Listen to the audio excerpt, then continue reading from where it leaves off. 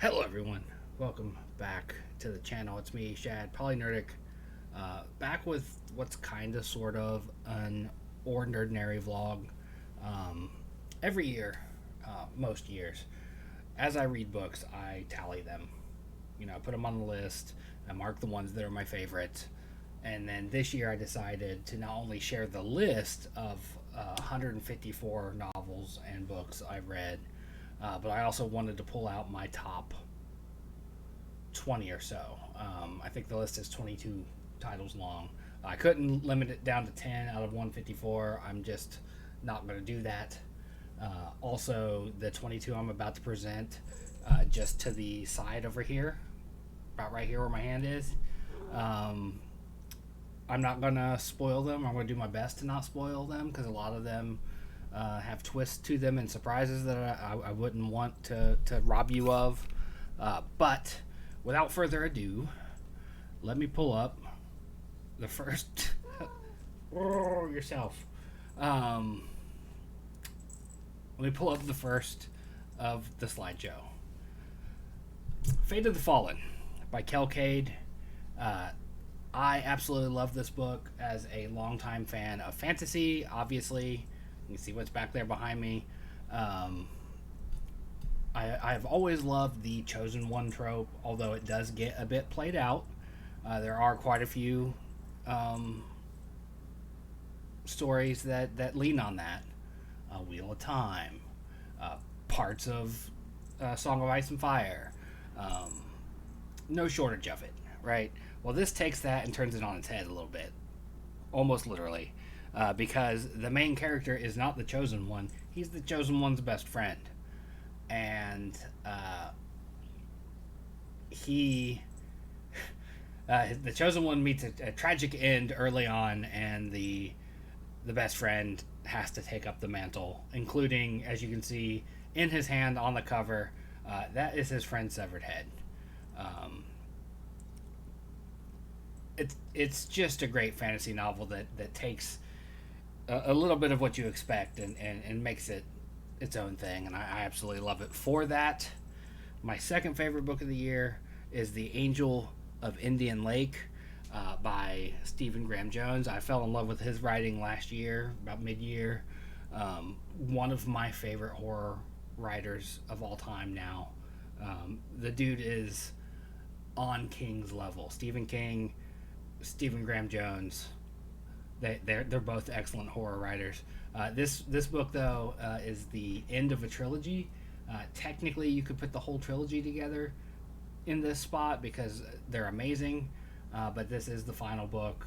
It tells the story of the young girl who was involved in the tragedies of the previous books, returning to her hometown as a teacher, and shit getting scary, slashy again. Um, just an absolute love letter to slasher films. Also worth note is his book, I Was a Teenage Slasher. That is a great one too. Third book, Parable of the Sower by Octavia E. Butler. Uh, I have long loved, a good dystopian fiction or post-apocalyptic tale, and this is that. It's actually one of the most quintessential, in my opinion, having read it. One of those novels. Main character of the story, her and her family get displaced. It's set in 2025. Climate change, income inequality, societal unrest. Society has collapsed, and it's in that era that shit goes wrong. The main character has to start heading north with a group of random people mostly, and they are an empath. Like they have an empathy that literally they feel the pain of others, and that's the grounding of the story, and how this character makes their own religion called Earthseed and starts to spread the good news, if you will. Um, as someone who is not a religious person but understands religion, especially in storytelling, I really liked that aspect of it. I thought it was delightful. I read the sequel, Parable of the Talents. I didn't like it as much. This one is brilliant, though. Absolutely recommend this one. Chain Gang All Stars by Nana Kwame Ajay Brenya, I believe is how you pronounce that. I've never heard anyone say it out loud, so forgive me if I butchered it. This book is brilliant. Again, dystopian future, but this time it is a world where one of, if not the highest rated show out there is a gladiatorial combat with prisoners. Prisoners can earn freedom, they can earn a variety of things, but it is literally let's make these prisoners fight to the death. And if you know anything about the American prison system, that tends to be skewed quite heavily in certain demographics. So it is the barbarity of the 14, 15, 1600s, all the way back to ancient Rome, of making these prisoners fight to the death for people's entertainment, and it's really fucked up but brilliant, the way it handles the subject matter. Paladin's Faith, as you can see, kind of sort of over there. I don't know if you can read it. If you're watching on your phone, probably not, but it's book 4 of the Saint of Steel series. T. Kingfisher has written this series of books. Each book has a different lead. They all know each other, though, because they're all part of the same order. Their god is dead. And each one of these books deal with these different paladins, dealing with their god being dead and the effects of that. And they're kind of berserkers in a way, so they're almost like barbarian paladins in a D&D Pathfinder sort of way. And then each of these 4 books has been about the romance that the paladins find themselves in. This series is one of the first romantasy series I'd ever stumbled across. I was just excited when I found the first one because I heard it was good, and I saw that it was like Paladin's Hope or Faith or something like that was the first book. I forget at this point. Don't come at me. I read it last year. Okay, that was like almost 250 books ago. Anyway, love this series. Love this author. Check it out if you're into some fantasy with a little bit of smooches. Devil's Creek, big folk horror kick this year.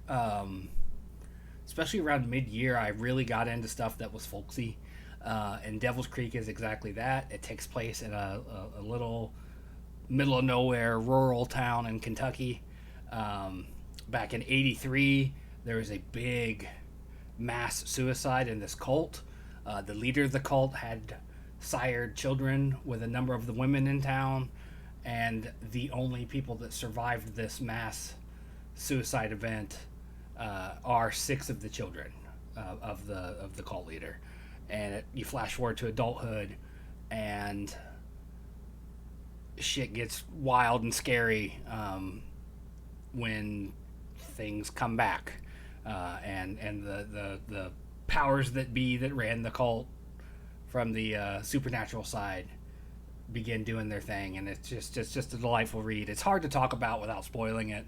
I absolutely loved it. Fucked up book, but not like the most fucked up, like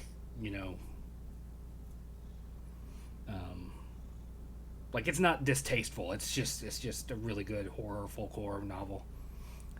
The Heavenly Table by Donald Ray Pollock. I guess I point over here. Been a big fan of Donald Ray Pollock for a couple years. My late friend Lee, rest her soul, she introduced me to Donald Ray Pollock with The Devil All the Time, another amazing book. I have not seen the Netflix movie, so I can't comment on that. But the book was amazing. I've kept feelers out looking for more Donald Ray Pollock. He's an older retired man here in Ohio that didn't get to start writing until after he retired from the paper mill he worked at. That's his story, at least as I know it. He's out east, southeast Ohio, retired old man who can write a fucking book. Like I said, The Devil All the Time is amazing. It's one of my all-time favorite books, and I'll forever be grateful to my old friend for suggesting it to me. This book, The Heavenly Table, is about 3 brothers. from Georgia, and the crime spree that they go on with the inspiration of like a dime pulp novel that's about a Confederate outlaw, and that's where they draw their inspiration from. And then there's a whole bunch of other characters that cross paths with them, and it's a big ensemble piece. Brilliantly written, lots of interesting characters. Everyone from the down on their luck brothers to some prostitutes to a sergeant getting ready for World War One that is dealing with his homosexuality in an era where that stuff wasn't like super acceptable to people. It's just a really well written book, and I absolutely loved it. Check it out.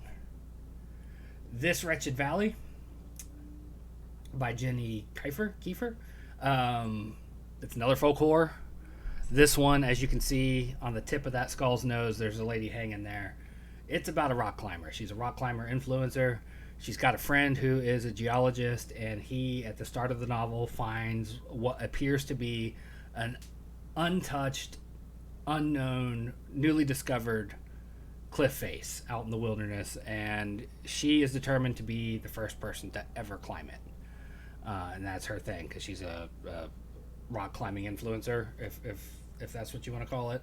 And then what happens when they get to the woods is all sorts of fucked up supernatural horror. And it's a great read. I absolutely loved it. Almost immediately after that one, in fact, if I looked at the list, I could go back, but I think Briar Dark by S.A. Harrian, I think I read it like right after This Wretched Valley. It's another story about being in some evil, haunted, spooky woods and the fucked up shit that happens there. Plays with time a little bit. It's a brilliant read. Also, highly recommend as well if you like folk horror. The Winter People by Jennifer McMahon. This is one that's kind of seemingly love-hate. When I watch a lot of book content creators talk about it, some people really love it. Some people really hate it.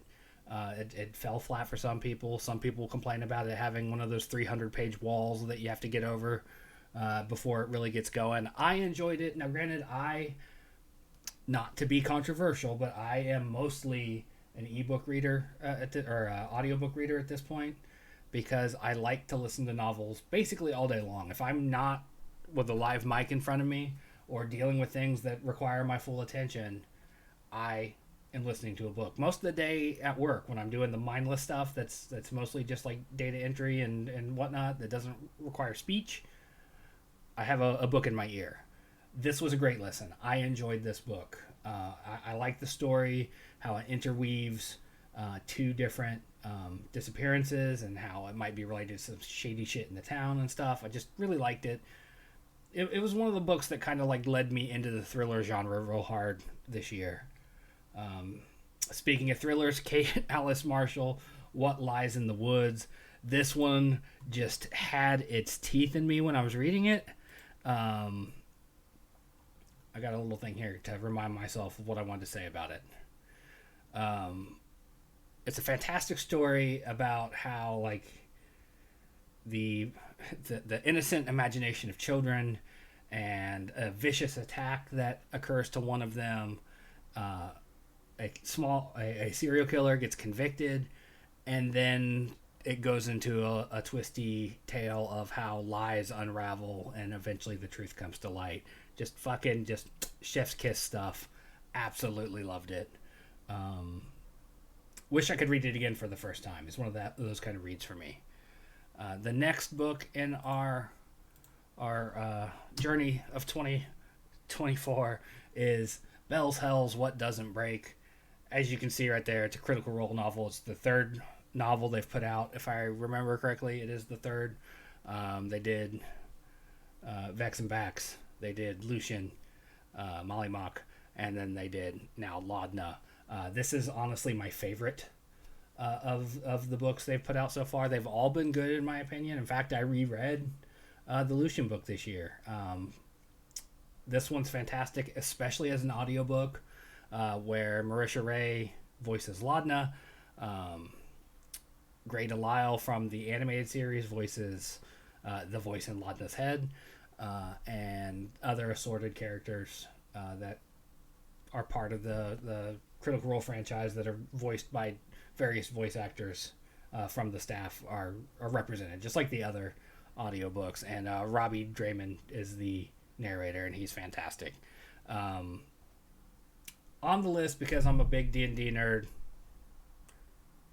and I love Critical Role, this is just one of the best books. I want to look into her Cassandra Call's bibliography and give her a shot on other novels, because this one was so good. This one was so good I bought it as a Christmas gift for someone I love. So like that's how much I love this book. No One Can Know, another Kate Alice Marshall novel. This one was about three sisters.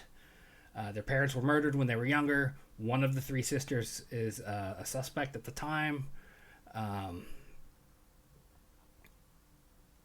There's lies, and at the root of that lie is a past that desperately needs to stay buried. And it just ends in like one of those like satisfying but devastating endings. Absolutely loved it. I'm so glad whatever book talker or book YouTuber I saw that recommended Kate Alice Marshall, I wish I knew who you were so I could thank you, because I love her books a whole lot. Up next was Omar's Biting Me in the Knee. I'm starting to worry about this Black Box of Doom by Jason Pargin. Only book of his I've ever completed. I started one after this that I did not enjoy, for reasons. This book was fantastic though. I laughed. I was curious. I was roped in. The whole plot of it is the main character is kind of this hapless loser guy, and he's doing some Ubering, and he pulls up to a call, if you will, and there's a woman kind of garishly dressed, really bright colors, and she's sitting on a black box, a little black like concert case thing, kind of what you see on the cover here. Omar, leave the tree alone. No, buddy. No. No. I said no. Thank you. You can't hear him back talking, but anyway, there's a case kind of like what's there on the cover, and you ride with him while he takes this job for, I think it's $200,000. He can't talk to anybody. He has to decide right now if he's going to take it, and he has to leave trackable devices like a cell phone behind when he goes. And he's not allowed to ask about the box. He's not allowed to look in the box. And it very quickly devolves into a nationwide manhunt as the internet, Reddit specifically, goes wild with the story, and people start to assume it's like a terrorist attack unfolding before their eyes, and they got to stop it. They got to find it. It's got to be a nuke. I will say, I don't believe this book sticks to the landing as well as it could have, but I wasn't so disappointed by the ending that it ruined the joy I had with the rest of the story. This one's definitely about the journey and not the destination, in my opinion. Stephen King and Owen King, Sleeping Beauties. I fucking love this book. It's King and his son writing a story about an event that happens where when women fall asleep, women and teenage girls, when they fall asleep, probably women of a certain age, puberty up, let's say, when they fall asleep, these like wispy fungal cocoons kind of like form around them, and they're asleep, like out comatose asleep, and it's global. There's definitely some supernatural stuff at force here. When people start trying to open the cocoons, the women inside react violently to any adult males that are involved. They will not attack male children. That's shown a couple times in the book, that they, even in their weird, trippy, supernatural possessed state, they won't harm male children. But they some shit's going on. I don't want to spoil it. That it's one of those books that's really hard to talk about, where you have to read it yourself or listen to it. Women all over the world are being cocooned when they fall asleep. They don't wake up for quite a long time while things are going on. They only wake up if you rip open the thing, and then they're violent about it. And then they lay back down, and the cocoon reforms around them as soon as they fall back asleep. It's just fucking wild stuff. I loved it. Couldn't stop thinking about it. When I moved on to the next couple books, not in this list, but in the overall list, I continued to think about this one a lot. Pines. It's the book one of the Wayward Pines trilogy. This book was not at all what I expected. I also did not know that it was a miniseries on Hulu, I believe. The book just sunk its teeth into me right away. It had some Twin Peaks X-Files vibe to it, where the main character is a special agent. He arrives in Wayward Pines, Idaho, to investigate two missing fellow agents of his.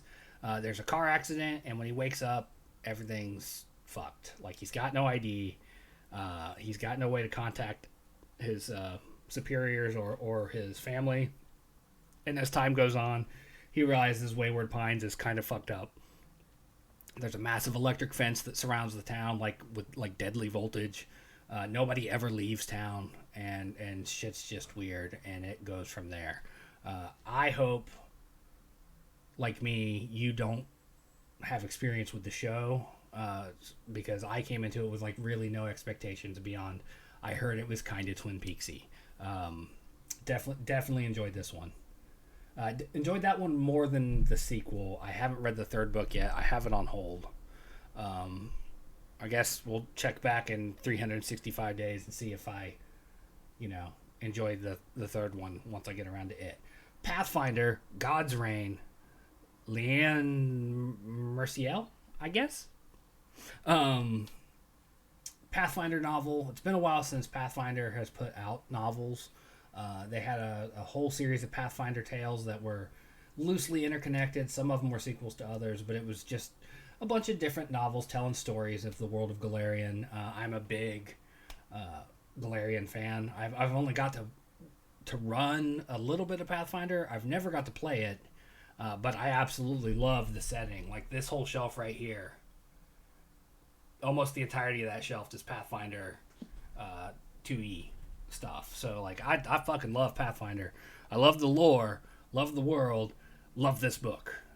Currently, for those of you that aren't in the know, that aren't dialed in as much as this dorky guy is, Pathfinder's going through a major event right now where the do I want to spoil it? I won't spoil it. One of the major gods dies in the event that's ongoing.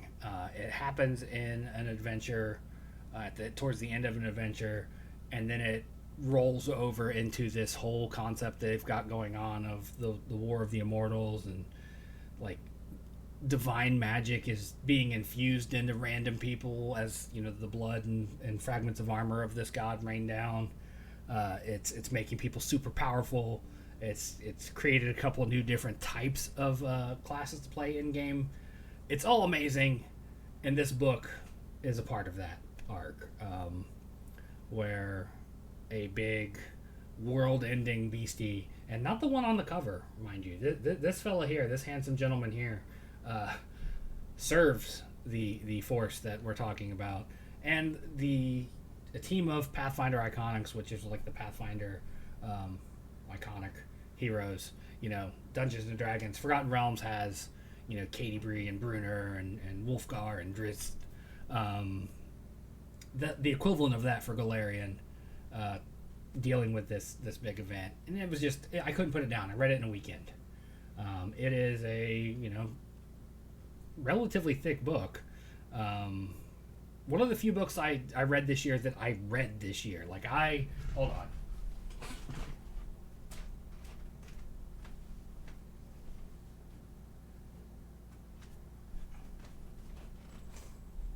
Should have been prepared, but nothing if not professional around here. It's okay. It's not as thick as I said it was, but it's a good sized book. One of the few physical books I read this year. Absolutely loved it though. Highly recommend it if you like, epic fantasy stuff. Home Before Dark by Riley Sager. I do believe this is my first Sager novel. Uh, Amazing. Again, in that thriller, um, sort of vein that I've been on. It's a novel about a famous haunted house that the family that lived there. The father wrote a true story tell all sort of thing, and so the book takes place in that book and in the present day when the child of that family inherits the home, and it goes places. It's spooky, it's murdery, it's a bunch of lies and misdirections and people not being what you think they are. And then when you think you figured out what they are, they do something else. The story goes another way, and you're like, "Oh shit, it wasn't that." Oh my god! At least for me, a thing for me, I don't try to decipher thrillers and mysteries while I'm reading them. I'm there for the story, not the puzzle aspect of it. So I only really know what the characters know. I just kind of fall into that real well, and I don't spend time trying to decipher. Nothing wrong if that's what you do with this kind of book, but that's just not how I read them, or even movies. Really, I just kind of I'm there for the story. Give me the narrative. Tell me your story. Maybe that's because I want to tell stories and I like, writing D&D adventures and short stories and novels and stuff. It's always been one of my dreams, probably my biggest dream. But that's just how I operate with these kind of books. So I didn't spend any time trying to figure it out. Your mileage may vary if that's how you read these things. I was on the edge of my seat all the way through it, though. Just like, oh my god, what is fucking going on in this? The next one on my top 22 books of 2024, Incidents Around the House by Josh Mallerman. This is one that was recommended to me all over the internet from a variety of content creators. I've seen some people that don't like this book, don't think it was scary, don't think anything positive about it. I loved it. Much like I said earlier, I could not stop thinking about this book. Maybe it's because I'm a dad, and I've raised 3 children through the age of the child in this book and beyond. But so maybe it's the child in peril thing that makes it resonate with me. But this book is about a young girl who has an imaginary friend who she calls Other Mommy, and Other Mommy constantly asks her to let her into her heart. And it becomes very apparent that this is not a cool thing that's happening. This is a malevolent spirit that is harassing this child, and it is fucked as it starts to terrorize the family and not just be a figment of the child's imagination. And I fucking loved it. We Used to Live Here by Marcus Clier, however you pronounce that. I'm sorry. And this book, again, recommended by a number of places all over the internet. Anyone that talks about books talked about this book this year, it feels like. And now here I am doing it too. This book is brilliant. Not at all what I expected. All I knew is the same hook that I'm going to give you, and that is that this woman, she owns this home, she buys this home, her and her partner are going to renovate it, and while they're there early on, another family shows up, and as the title says, hey, we used to live here, do you mind if we just take a look around for nostalgia's sake? That's all I knew about it. And where it ended up and what happens in this book, did not expect when I started it. I thought it was going to be a thriller. I thought it was going to be like The Strangers, or one of those stories where the main characters are harangued by these people that are unwelcome. They show up, they seem cool, and then the shit gets fucked up. It gets fucked up, but not in the way I expected. but in a way that I really love. And if you know me, maybe that's a clue. But I fucking loved it. Dark Across the Bay is one of the last novels I read. In fact, I think we might be in the final two here. Dark Across the Bay was one of the last novels I read in the month of December. It is fantastic. It is about a family that's going through some shit. The husband and wife their relationship is strained. She suspects him of adultery. He's kind of aloof and got his own issues. Their son has a best friend that recently died in a terrible car wreck, and the daughter is going through teenage girl stuff. She's kind of goth and dark and emo and whatnot, and she's going through, some romance stuff, some teenage turmoil. And then the way it falls apart when they go to this little tiny house, or this little island with a bed and breakfast on it, and they're there to fix things, and the way things break in this story. Oh my god. Again, I don't read thrillers trying to figure things out. I just literally go with what's on the page and enjoy the story. And this one starts setting you up for some stuff, and then it doesn't even really, like, once it implies a thing, it's pretty direct. Like, oh, this guy may have done this thing, and then it usually ends up being that sort of thing. But the way some of the supporting cast is intertwined, and the way this story, it's just so good. Another book that I could not stop thinking about, and an author whose work I am very interested in reading more of. And I do believe this is our last book. Yes, Creep by Jennifer Hillier. Had never heard of it prior to that. Those eyeballs are fucking creepy. Creep is a thriller that I just kind of stumbled upon. I was looking at books in the Libby app. Thank you, Libby app, for being badass. And I was just looking at books, and I read the synopsis, and I was like, you know what? Fuck it. Not my normal thing. I'll look into it. Because I'm typically, if you know me, I'm not big on stories that involve adultery. It's just a sore spot, if you will. But the premise of this book is the main character is a shrink. She's a psychologist, a professor, and she's having an affair with her teacher's aide. He's an adult. He's like 23, but there is that power dynamic thing of he's the TA and she's his boss, and she's older, and you get into that messiness. Well, beginning of the story, she's recently gotten engaged, and she's trying to break off the affair because it comes out that she's got a certain impulse addiction issue that has plagued her for years, and that's part of the reason why she makes the incredibly shitty decisions she made to sleep with her TA.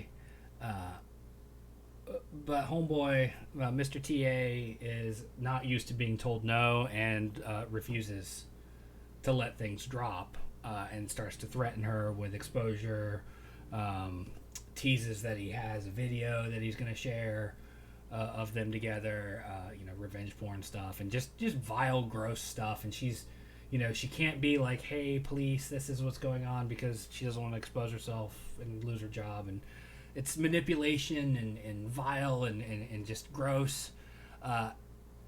And then he just gets crazier from there, and the story goes places. There's kind of a follow-up called Freak, if I'm not mistaken. I think Freak is the follow-up. I have it on hold as well at my library. The author says that she doesn't consider them like a book 1, book 2 situation, but it does follow up the story a couple years down the road. But Creep here, amazing. If you like that sort of thing, if you like twisty turny crime, because there's a private eye, and her fiance gets involved. He's a big ex-football guy, and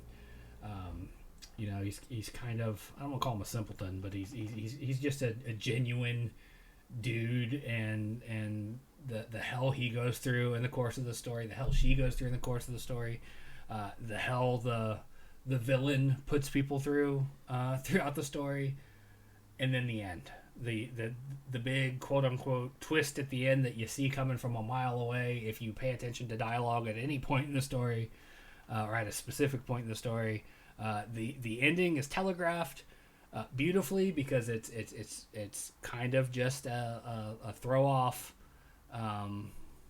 like 4 or 5 word sentence one character says to another, and that's the big like wait a minute, that a couple chapters later is revealed, and I fucking loved it. Again, I don't read these books to solve the mystery. I read these books for a good story, and this is a hell of a fucking story. So that was my favorite 22 books of 2024. I read a lot this year, less than last year. I think I was in the 170s last year. But 154 is respectable. There was a thing going around just a couple weeks ago, especially on Book Talk, but I saw a little bit of it on like Threads and Twitter and whatnot before I left Twitter last month. People talking about how like there's no way you're reading 100 books, or shaming people for reading too much, shaming people for reading too little, shaming people who do audiobooks, shaming people who don't read the physical book and only read an ebook. Just people way too into each other's bullshit for hobbies. Reading is reading as long as you're reading, whether it's audiobook or physical book or ebook or whatever. As long as you're reading, that's what matters. Doesn't matter how much you read, doesn't matter how little you read, doesn't really matter what you read as long as it's, legal. As long as you're reading. I can't stress, like, in this time of rampant media illiteracy, and illiteracy in general, because that whole thing about how many Americans read, like, at a 6th grade level is reading is important. I have read as few as 20 books in a year, and I've read as many as, like, 190. It all depends on what's going on. There's been times in my life where I've been down financially, just barely hanging on, and my local library was everything. I'd go, get a book, read it, complete it, take it back, get another book. Just the library is just a little bit away from where I live currently.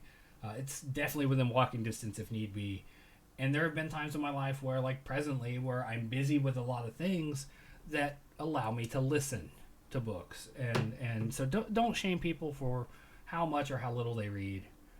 Just be happy that they're reading. We need more media literacy. We need more intellectualism. We need to not be so anti-smart in this country the way we're shifting. So just read some books, man. It doesn't have to be Noam Chomsky. I read a bunch of Noam Chomsky this year. It doesn't have to be books about community and solidarity and labor issues and whatnot. It can be just purely fun stuff. If you want to read cheesy pulp detective novels, go for it. I can recommend a few. If you want to read fantasy, go for it. I can recommend some. That's what this whole video was.